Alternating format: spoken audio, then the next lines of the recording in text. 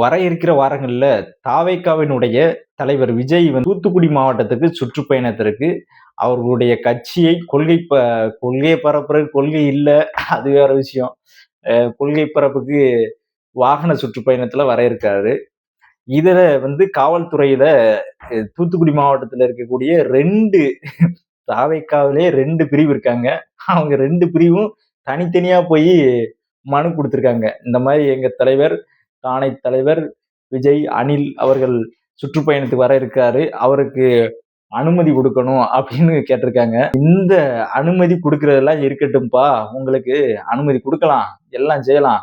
ஆனா, நீங்க இங்க திருச்சியில நடந்த மாரி பொது சொத்துக்களுக்கு சேதம் விளைவிப்பதோ, அந்த கம்பிகளை அடித்து நொறுக்குவதோ, இந்த ஏர்போர்ட்ல இருக்கக்கூடிய கம்பிகளை தாண்டி போவதோ, மரத்தின் மேல ஏறி உட்கார்ந்துகிட்டு அங்கிருந்து குதிப்பென்கிறதோ, மின் கம்பியில மேல ஏறிக்கிட்டு கொடிய கட்டுறதோ, இது போன்ற வேலைகள் செய்யக்கூடாது. தனியாருக்கு சொந்தமான இடங்களை எதையும் சேதப்படுத்தக்கூடாது. இது போல சேதப்படுத்தினா சட்டப்படியான நடவடிக்கை எடுக்கப்படும். காவல்துறை வேடிக்கை பார்த்துக்கிட்டு இருக்காது. அதனால கவனமா இருங்க அப்படின்னு இருக்காங்க. ஏன் இவ்வளவு காவல்துறை ஒரு முன்னெச்சரிக்கை விட்டுருக்குன்னா, நாங்க தயாரா இருக்கோம். வந்த உடனே இந்த மாதிரி சேதங்கள் ஏற்படுற மாதிரி இருந்தா பெரிய ஃபோர்ஸை இறக்கி அடி அடிச்சு நொறுக்க வேண்டிய நிலைமை ஏற்படுங்கிறத சொல்லாம சொல்லியிருக்கு இந்த காவல்துறை. ஏன்னா இவங்க செய்வாங்க. இவங்க செய்வாங்க. ஏன்னா இவங்களுக்கு ஒரு கொள்கையற்ற கூட்டம், ஒரு தற்குறி கூட்டம். அங்க ஏறாதன்னா அங்க ஏறுவான். இப்ப கோபிசுதார் மாதிரி அங்கே போகாதீர்கள் அப்படின்னா போவோம் அப்படின்னு போவாங்க. அந்த மாதிரி இவங்க போவாங்க. ஏன்னா இவங்களுக்கு எந்த கொள்கையும் இல்லை, எந்த நோக்கம் இல்லை. அதனால இவங்க எது செய்யாதன்னு சொல்றாங்களோ அதை கண்டிப்பா செய்வாங்க. அதனால பொறுத்திருந்து பார்க்கலாம். அப்பாவி மக்கள் வந்து பொதுமக்கள் வந்து தயவு செய்து அவர் என்னைக்கு சுற்றுப்பயணம் வாராருன்னு பார்த்துக்கிட்டு அதற்கு ஒரு நாளைக்கு முன்பே அந்த பக்கம் போகாம தலை வச்சு படுக்காம இருக்கிறது ரொம்ப நல்லது. ஏன்னா எல்லா இடத்துலயும் அப்ராணிகள் மாட்டிக்கிடக்கூடாது பாவம். ஏன்னா ஒரு கொழுப்பெடுத்து போய் அங்க போய் நிக்கிறவனை வந்து நம்ம ஒண்ணும் சொல்ல முடியாது. அவன் வந்து தற்குறி அணில்கள். அந்த கூட்டத்தை நம்ம சொல்லி புரிய வைக்க முடியாது. சொன்னா அவன் வந்து நம்ம மேல பாஞ்சுவான். அவனை ஒண்ணுமே சொல்ல முடியாது. அவன் பனை மேல ஏறி குதிச்சுனாலும் எப்படியோ தப்பிச்சு போயிடுவான். ஏன்னா 10 அடி கம்பத்தை கப்பு கப்புன்னு மேல ஏறி அங்க இருந்து ஒரு 10 அடி ஏறி குதிச்சு அங்க அந்த நடமேடையில விழுந்து இவ்வளவு சாதனை எல்லாம் பண்ணியிருக்கான். அவன் வந்து சாதாரண ஆளும் கிடையாது. ஏன்னா அவன் எதையும் செய்வான். ஏன்னா அவன் வந்ததுக்கான நோக்கம் அதுதான். செய்யாதன செய்வான். அந்த விஜய் வரியக்கூடிய அந்த வாகனத்துல ஏறாதீங்கன்னா கண்டிப்பா ஏறுவான். இது போன்ற எல்லா விதமான வேலையும் செய்வான். கண்டிப்பா இதற்கான பாதுகாப்பான நடவடிக்கை எடுக்கிறது தான் காவல்துறை இந்த அறிக்கையை வெளியிட்டிருக்கு. இதுல இவங்க சொல்றாங்க, இது இந்த மாதிரி தாவேக்காக்கு மட்டும்தான் அச்சுறுத்தல் இருக்கு, தாவேக்காக்கு மட்டும்தான் முன்னாடியே காவல்துறை இந்த மாதிரி சொல்லுது, அது எல்லாம் சொல்றாங்க.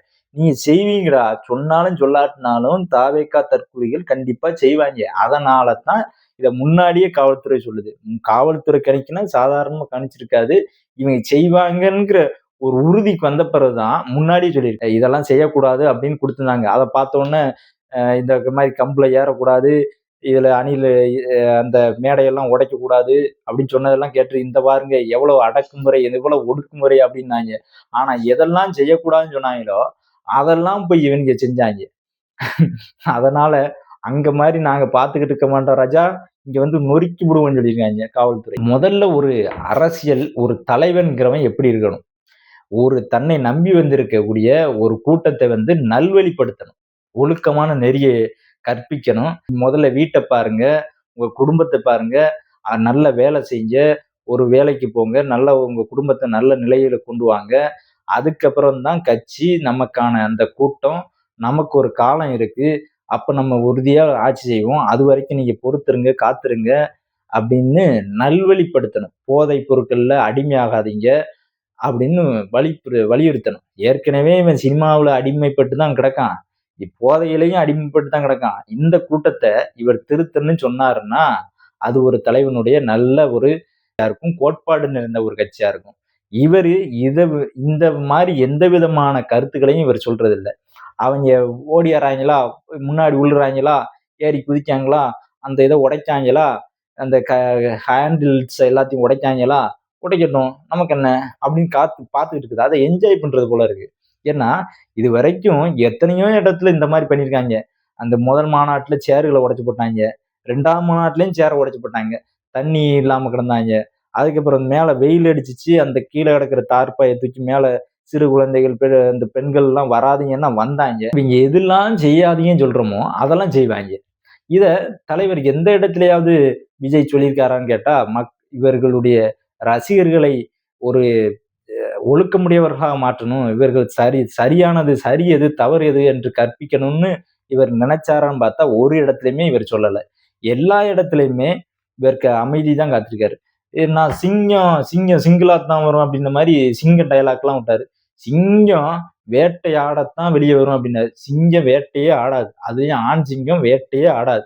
பெண் சிங்கம் வேட்டையாடி கொண்டு வந்தது தான் திங்கும். அப்படிங்கிறது சின்ன ஒரு ஜியோகிராஃபி சேனல்ல சொல்லக்கூடிய சின்ன ஒரு தத்துவம் கூட தெரியல. இதுல இந்த படத்துல சொல்ற மாரி அப்படி சிங்கம் சிங்கம் சிங்கிளா தான் வரும் அப்படின்ற மாரி பாஞ்சு அடிச்சாப்புல. இப்ப சிங்கத்து கூவுகள்லையும் எல்லாத்துலயும் தேடி இது இருக்கக்கூடிய ஜியோகிராஃபிலையும் தேடி சிங்கத்தை கேவலப்படுத்தக்கூடிய வேலையைத்தான் விஜய் பார்த்திருக்காரு. காவல்துறையினுடைய இந்த எச்சரிக்கையை எடுத்துக்கொண்டு விஜய் அவர்கள் தன் ரசிகர்கள்ட்ட சொல்லணும். சரியா இருங்க, ஒழுக்கமா இருங்க, பொது சொத்தை சேதப்படுத்தாதீங்க, அங்கங்க ஏறாதீங்க, இதெல்லாம் சொல்லணும். அதெல்லாம் விட்டுவிட்டு நீ எப்படியும் போ, என்னும் போ, வீட்டை பார்க்காத, வீடு அம்மா அப்பாவை பார்க்காத, யாரையும் மதிக்காத, நல்லா குடி, சிகரெட்டு பிடி, நல்லா கொண்டாடு, கூத்தாடு, என்னை கடவுள் போல பாரு, புகழ்பாடு. இதைத்தான் ஒரு சில நடிகர்கள் விரும்புறாங்க. இதைத்தான் அவங்க கொள்கையாவும் ஏற்றுக்காங்க. அப்படி ஒரு கொள்கையா ஏற்றுக்கொண்ட அரசியலுக்கு வந்தவர் தான் இந்த விஜய் என்கிறதுல எந்த விதமான மாற்று கருத்தும் இல்லை. அதனால தான் இவர் தன்னுடைய ரசிகர்களுக்கு எந்த விதமான கொள்கையோ, எந்த விதமான நற்பண்புகளையோ இதுவரை எத்தனை இடத்துல அவர் பேசினது 15 நிமிஷம், 20 நிமிஷம், 30 நிமிஷம் பேசிப்பாரு. அதுல ஒரு இடத்துல கூட நம்ம சரியாக இருக்கணும். ஏன்னா தலைவன் சரியாக இருந்தா தான் தொண்டன் சரியா இருப்பான்.